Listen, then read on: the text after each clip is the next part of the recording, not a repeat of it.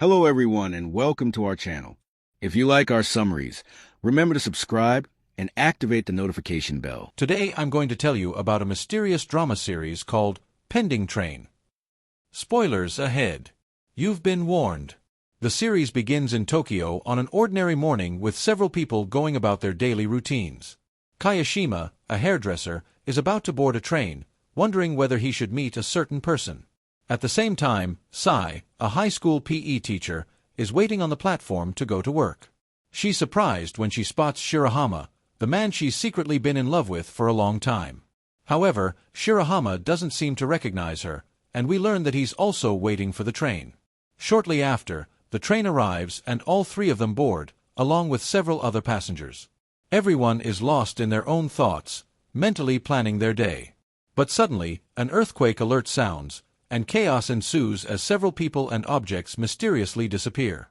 The train then enters a tunnel at high speed, followed by a violent impact that violently shakes the passengers. This causes them to lose their balance and fall to the floor. Some time later, the train finally stops, and the passengers cautiously get up. They exit the train to find themselves in an unfamiliar forest. The crowd attempts to make emergency calls, but there's no signal. As panic sets in, Shirahama introduces himself as a firefighter and assures everyone that everything will be fine. He then checks each passenger to ensure no one was injured in the accident. Meanwhile, at the station, police discover that a train car has mysteriously vanished. They can't understand how something as massive as a train car could disappear without a trace. Could it have been swallowed by the earthquake? No, that makes no sense. Back at the train, Shirahama decides to explore the tunnel to see if they can find help. Sai and Kayashima offer to accompany him, which he accepts.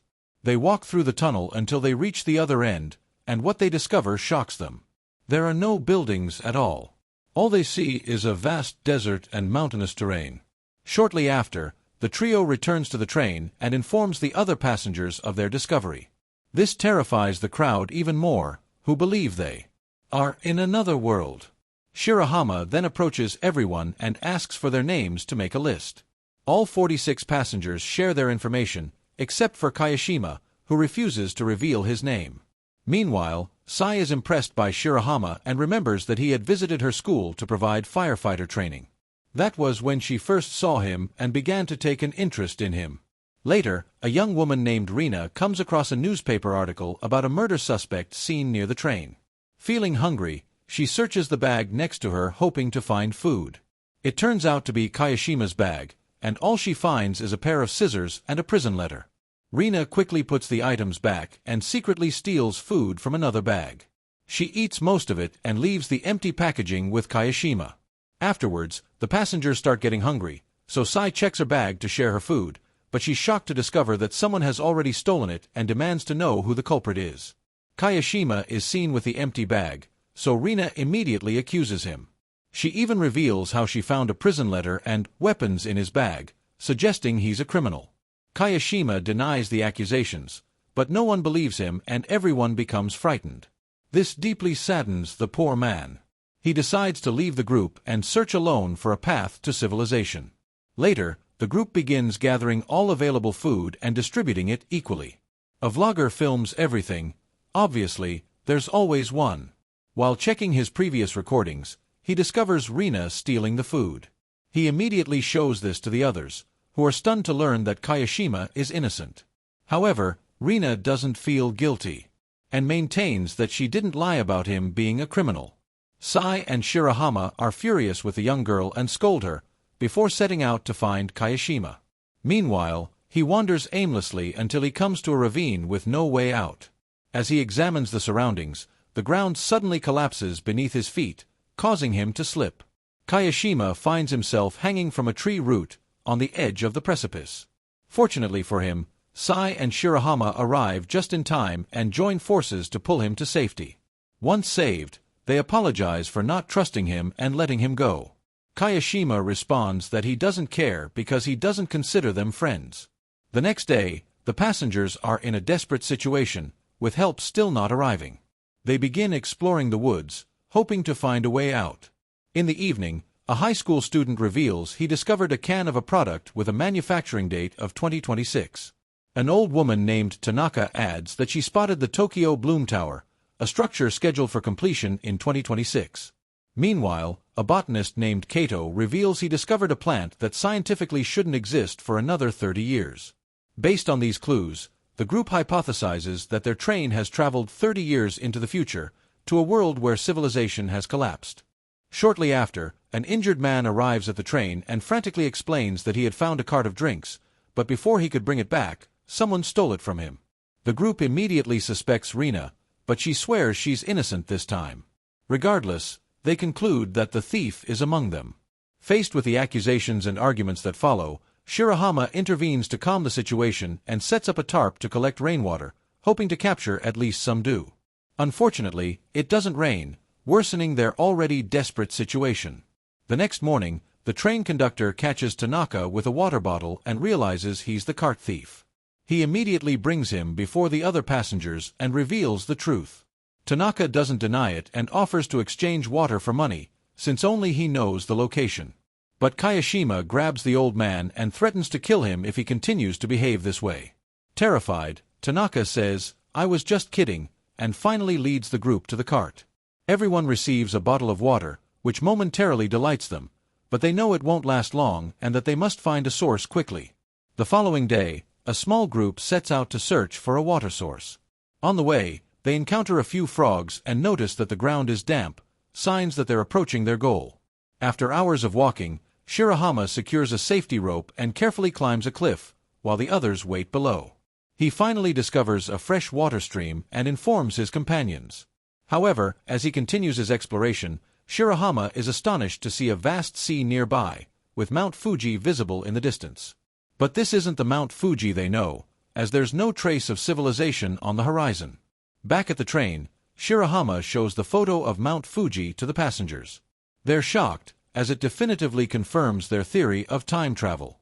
They then begin recording emotional messages for their loved ones on their phones, in case they never return. Meanwhile, Sai approaches Kayashima, and they engage in a sincere conversation. He opens up about his life, telling how hard he worked to raise his younger brother, Tetsuya. He explains that their parents abandoned them and that they only had each other. However, as a teenager, Tatsuya fell into delinquency, which led him to a juvenile detention center. Kayashima hasn't spoken to him in 2 years. He reveals that the prison letter was sent by Tatsuya, who was supposed to be released the very day of the accident. Hearing this, Sai comforts him and tries to record a video message for his brother, but Kayashima refuses, and shortly after Sai's battery dies. He then calls her naive, but it's clear that he's beginning to develop feelings for her. Meanwhile, in the real world, the families of the missing passengers gather at the station, demanding information about their fate. Tatsuya is among them, and when he arrives at his brother's hair salon, he notices flowers placed in tribute. This angers him, and he loudly proclaims that his brother is not dead. In another scene, Tanaka spots a mysterious person in the forest and chases after them. It feels just like the series, Lost. But he soon returns and steals Kayashima's hairdressing tools. When he comes back empty-handed, Kayashima is furious that he took his precious tools. The old man explains that he saw someone wearing a cap, who didn't belong to their group, but Kayashima doesn't believe him. This situation triggers a heated argument between them, interrupted by a sudden shower. Everyone rejoices at this providential rain, but Tanaka declares he's had enough and chooses to leave the group for good. The next day, Kito leads a team responsible for identifying edible wild plants and those that are toxic. Sai and Rina are chatting while picking berries when suddenly Sai falls ill and collapses. It turns out she ingested a toxic plant that resembled edible berries. Fortunately, she didn't eat much, and Shirahama helps her vomit to expel the poison. Kayashima then notices Tanaka observing the scene from a distance. The following morning, the group works collectively to make makeshift tools for their survival. They create containers from metal boxes, utensils from bamboo, and even sharpen bank cards to use as knives. In the evening, gathered around the fire, they begin eating soup prepared by the older women. But the situation takes an unexpected turn when someone notices a suspicious plant in one of the soups. Kato examines it and finds that it's actually an edible berry, but wonders about its unusual presence. Kayashima suspects Tanaka added it during his furtive presence. He thinks the old man wanted to poison everyone but accidentally used harmless berries. Kayashima wants to confront Tanaka, but Shirahama refuses to believe he could be guilty. This provokes an argument between them, and Shirahama finally decides to go alone in search of the old man. Several hours pass without him returning to camp. Worried, Sai wishes to go look for him, but Kayashima warns her of the danger of going alone and asks her to wait. He teases her by calling her a Shirahama fan, which she denies. Sai then tells the story of how she first met him, although he only became aware of her existence after the train accident. Elsewhere, Shirahama walks through the forest searching for the old man but falls into a ditch and injures his leg. He calls for help, but no one is there to hear him. The next morning, Sai decides to go look for Shirahama, who is still missing. Kayashima offers to accompany her, but just as they're about to leave, Shirahama limps back to the camp. He announces that he couldn't find the old man but recovered Kayashima's hairdressing tools. This moves Kayashima to tears, as these tools were a gift from Tatsuya. "And now, I can make you all look fabulous," he says. The other two comfort him, promising they'll soon find a way to get home so he can reunite with his brother. Later, Shirahama informs the group that the ground was very damp in the area where he was the previous night.